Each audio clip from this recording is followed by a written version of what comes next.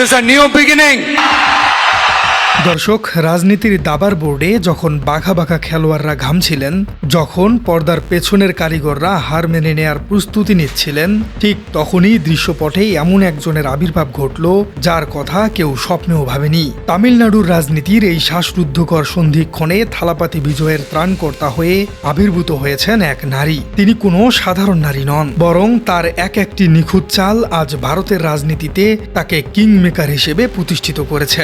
আমরা আজ কথা বলছি ইন্ডিয়ান ইউনিয়ন মুসলিম লীগের সেই অকুতোভয় হিজাবি নেত্রী ফাতেমা তাহলিয়াকে নিয়ে, যার একক প্রচেষ্টা এবং অসামান্য রাজনৈতিক প্রজ্ঞায় আজ তামিলনাড়ুর মসনদে থালাপাতি বিজয়ের অভিষেক সম্পূর্ণ হয়েছে। প্রবাদ আছে, বিনা মেঘে বজ্রপাত, কিন্তু বিজয়ের রাজনৈতিক জীবনে ফাতেমা ছিলেন ঠিক তার উল্টো। তপ্ত রোদে এক শাপলা স্বস্তির বৃষ্টি। 10ই মে তারিখটি পার হয়ে গেলেই তামিলনাড়ুর আকাশে নেমে আসতো এক ভয়ঙ্কর সাংবিধানিক আধার। ঘড়ির কাঁটা যেন আক্ষরিক অর্থেই এক মৃত পরোয়ানার দিকে এগিয়ে আসছিল। চেন্নাইয়ের রাজপথ থেকে শুরু করে সাধারণ মানুষের ড্রয়িং রুম, সবখানেই তখন একটাই আলোচনা, তবে কি থালাপাতি বিজয়ের স্বপ্ন শুরুতেই থমকে যাবে? ম্যাজিক ফিগার 118টি আসনে পৌঁছাতে দরকার ছিল মাত্র একটি আসন, কিন্তু সেই একটি আসনের দূরত্ব যেন ছিল আলোকবর্ষ সমান। ঠিক এই জায়গাটিতেই আমাদের একটু আইনি এবং সাংবিধানিক জটিলতা বুঝে নেওয়া দরকার।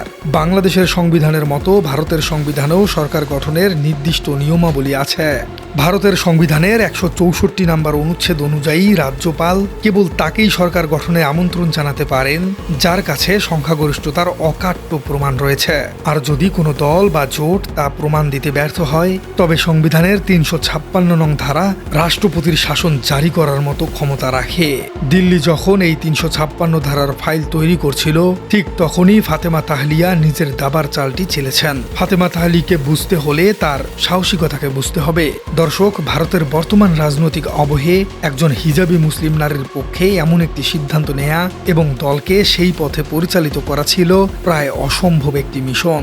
যখন দিল্লির বড় বড় শক্তিগুলো আঞ্চলিক দলগুলোকে চাপের মুখে রেখেছিল, তখন ফাতেমা তাহলিয়া নিজের দলের শীর্ষ নেতৃত্বকে বোঝাতে সক্ষম হন যে রাজনীতির ময়দানে আদর্শের লড়াইয়ে থালাপাতি বিজয়ের কোনো বিকল্প নেই। তিনি শুধু একজন প্রার্থী ছিলেন না, তিনি একজন দক্ষ আইনজীবীও বটে। আর তার এই আইনি জ্ঞান তাকে রাজনীতির গোলকধাঁধার পথ চিনতে সাহায্য করেছে। ফাতেমা জানতেন 117তে আটকে থাকা বিজয়কে যদি তার সমর্থন না দেন, তবে তামিলনাড়ু এমন এক শক্তির হাতে চলে যাবে যারা বিভাজনের রাজনীতিতে বিশ্বাসী। চেন্নাইয়ের এই রুদ্ধদ্বার বৈঠকে কি ঘটেছিল? বিশ্বস্ত সূত্রগুলো বলছে, ফাতেমা তাহলিয়া অত্যন্ত সাহসিকতার সাথে নিজের দলের প্রবীণ নেতাদের সামনে যুক্তি তুলে ধরেন। তিনি বলেন, আমরা যদি আজ চুপ থাকি তবে ইতিহাস আমাদের ক্ষমা করবে না। তার ক্ষুরধার যুক্তি অটল সংকল্পের কাছে হার মানতে বাধ্য হন তারই দলের অন্যান্য প্রজ্ঞ নেতারা। শেষ মুহূর্তে IUML বা মুসলিম লীগ যখন তাদের 2টি আসনের সমর্থন বিজয়ের হাতে তুলে দিল, তখন যেন থালাপাতি বিজয় মৃতপ্রায় রাজনৈতিক শিবিরে জাদুর কাঠি ছোড়ানো হলো। 117 থেকে এক লাফে আসন সংখ্যা গিয়ে দাঁড়ালো 119-এ। আর ঠিক সেই মুহূর্তেই পতন ঘটল দিল্লির সাজানো দাবার ঘর। ফাতেমা তাহলিয়ার এই একটি মাত্র পদক্ষেপ ছিল দাবার বোর্ডের সেই মোক্ষম চাল, যা প্রতিপক্ষকে চেকমেট করে দিয়েছিল। কিন্তু ফাতেমা কি শুধু সমর্থন দিয়েই ক্ষান্ত ছিলেন? একদমই না।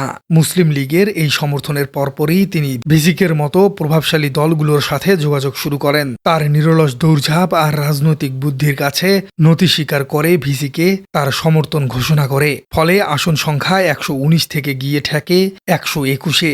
গতকাল 10 মে রবিবার যখন বিকেল 3টায় চেন্নাইয়ের জওহরলাল নেহরু স্টেডিয়ামে বিজয় মুখ্যমন্ত্রী হিসেবে শপথ নিচ্ছিলেন, তখন স্টেডিয়ামের সেই বিশাল জনসমুদ্রে বিজয়ের সাথে সবচেয়ে বেশি যার নাম উচ্চারিত হচ্ছিল, তিনি হলেন ফাতেমা তাহলিয়া। প্রবাদে আছে, রতনে রতন চেনে। আর বিজয়ের মতো একজন সত্যিকারের ধর্মনিরপেক্ষ নেতাকে চিনতে ফাতেমা তাহলিয়ার এক মুহূর্ত ভুল করেননি। এই পুরো ঘটনার একটি অত্যন্ত গুরুত্বপূর্ণ দিক হলো বাংলাদেশের প্রেক্ষাপটের সাথে এর মিল।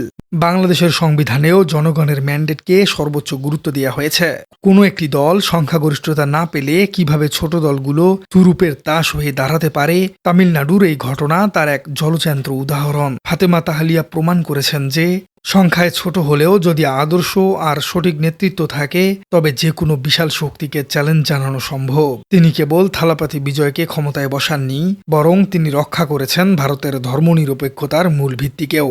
বিজয় থালাপাতির এই জয়ে দক্ষিণ ভারতের মুসলিমরা আজ যে স্বস্তির নিঃশ্বাস ফেলছেন, আর তার কৃতিত্ব সিংহভাগেই এই লড়াকু নারীর। ভারত জুড়ে যখন সংখ্যালঘু সম্প্রদায়ের উপর নানা ধরনের মানসিক এবং রাজনৈতিক চাপ তৈরি করা হচ্ছে, তখন ফাতেমা তাহলিয়া দেখিয়ে দিয়েছেন কিভাবে গণতান্ত্রিক উপায়ে ক্ষমতার ভারসাম্য অংশ নিতে হয়। তিনি শুধু সিনেমার হিরোকে বাস্তবে মুখ্যমন্ত্রী বানাননি, বরং তিনি নিজেও হয়ে উঠেছেন তামিলনাড়ুর রাজনীতির এক সুপারস্টার। গতকালকের সেই রাজকীয় শপথ গ্রহণ অনুষ্ঠানে যখন বিজয় তার মন্ত্রিসভার সদস্যদের সাথে পরিচয় করিয়ে দিচ্ছিলেন, তখন উপস্থিত লাখ লাখ সমর্থক বুঝে গিয়েছিলেন এই বিজয়ের নেপথ্যে রয়েছে এক অসামান্য নারী শক্তি। আজকের এই খবরটি আমাদের শিখিয়ে দেয় যে রাজনীতিতে শুধু গায়ের জোর বা টাকার জোরে সবকিছু হয় না।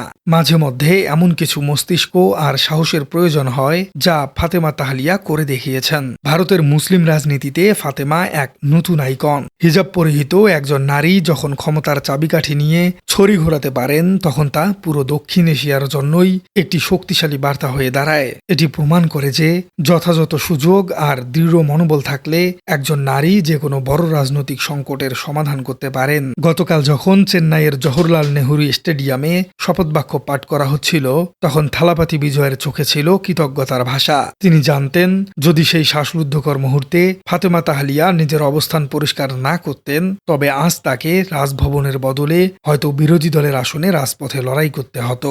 এই জয় শুধু বিজয়ের নয়, এই জয় ফাতেমা তাহলিয়ার সেই দূরদর্শিতার, যা একটি অনিশ্চিত ভবিষ্যৎ থেকে তামিলনাড়ুকে রক্ষা করেছে। রাজনৈতিক বিশ্লেষকরা বলছেন আগামী দিনগুলোতে তামিলনাড়ুর প্রশাসনেও ফাতেমার এই প্রজ্ঞার ছাপ দেখা যেতে পারে। দর্শক, আপনার কি মনে হয় ভারতের মতো একটি কট্টর ইসলাম বিদ্বেষী দেশে ফাতেমা তাহলিয়ার মতো নেতৃত্ব বিজয় থালাপাতিকে কিভাবে সাহায্য করলো?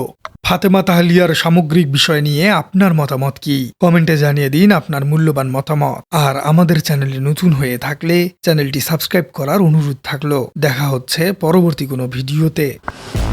This is a new beginning.